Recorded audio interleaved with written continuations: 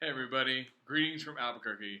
We've been in New Mexico for nearly 3 months now, and we have been busy with ministry, with family, with adjusting to city life. For many of you, you may not know this, but this is the largest city me and Megan have ever lived in, second only to Stillwater, Oklahoma.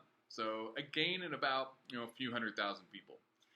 We are excited to announce that, as many of you probably know, Sloan Story Alexander has entered the world. We welcomed her on August 13th, about 4:30 in the afternoon.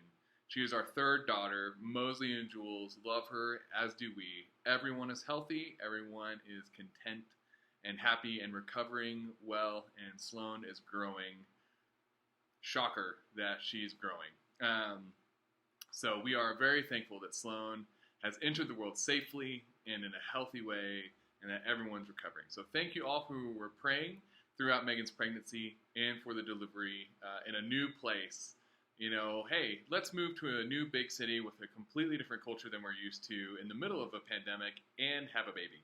How's that for a whirlwind of events?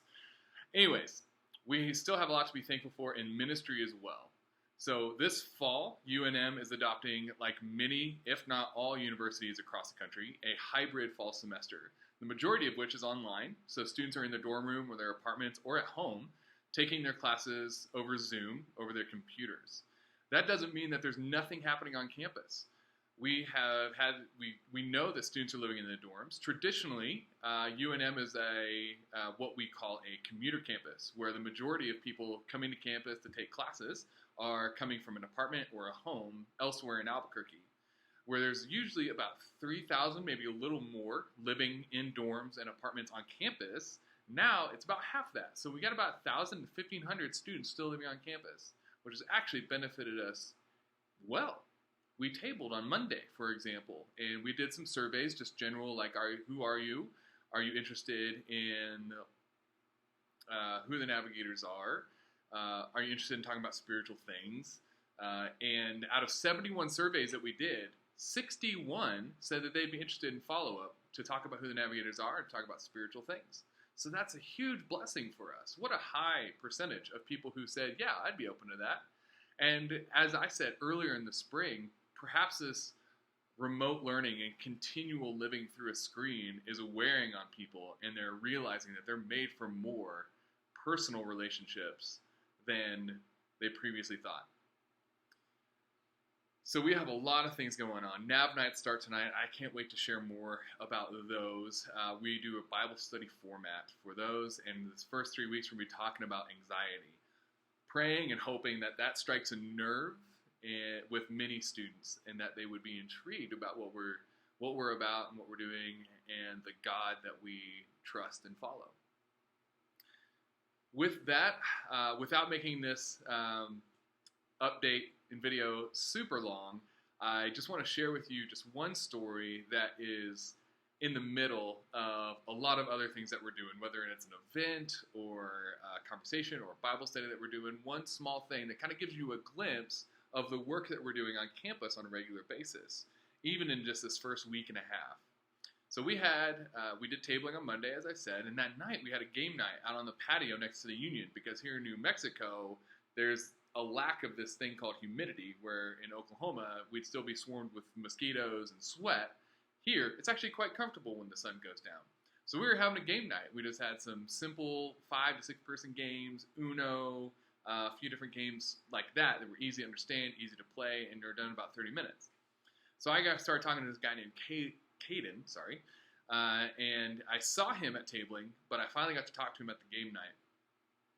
And we just our conversation, just trying to get to know him, letting him get to know me, ask any questions he wanted to. He learned that I'm on staff, so he probably has a good idea of where I stand spiritually. But he was still open to just talking and hanging out. So the more we talked, I found out he is a woodworker. He loves woodworking.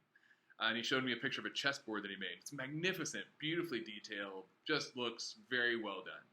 So I said, man, you've got 2 things on me. A, you know how to woodwork. 2, you know how to play chess. He was like, oh, you don't know how to play chess? Oh my goodness, that's crazy. I was like, I guess you come from a chess playing family and community, because I didn't. So I was like, hey, tell you what, How about, what are you doing this Saturday? How about I brew you coffee? Because that's, many of you know, coffee is one of my passions. And I'll brew you coffee. You come over and you teach me how to play chess. That sounds like a fair trade. He said, I'm in, man. Let's do it. So this Saturday, I hope and pray and am planning for Caden to come over to teach me how to play chess, for me to make him a coffee, and just to get to know him better. So that's just a short story of many that I could share, but for the sake of time, I can't. I just can't. I want to, but I can't. There's so much that I want to talk about. But I'll just have to keep doing these updates to let you know about other cool stories like that. So those are the kinds of things that we're doing to draw closer to people and let them draw closer to us, all for the sake of drawing them closer to Jesus. We want people to know that they are welcomed and that they're loved, not just by us, but by this great God that we serve. And we want to help their passion for Jesus grow, if there is one there. We want to help begin it, and we want to continue it on. So that's what we hope to do. So much more I could share, but if you want to know more, reach out, shoot an email, shoot a text, ask questions, and we'll answer to the best of our abilities. Again, we love all of you. We are so thankful that all of you are with us in this journey, in this endeavor, and it's such a blessing to be here. It's a privilege and an honor to be able to serve God on the campus of UNM. And with that, we'll be praying for all of you, and we hope that you have a blessed week, a blessed month of August and September, and we will see you kind of through this again soon. Goodbye.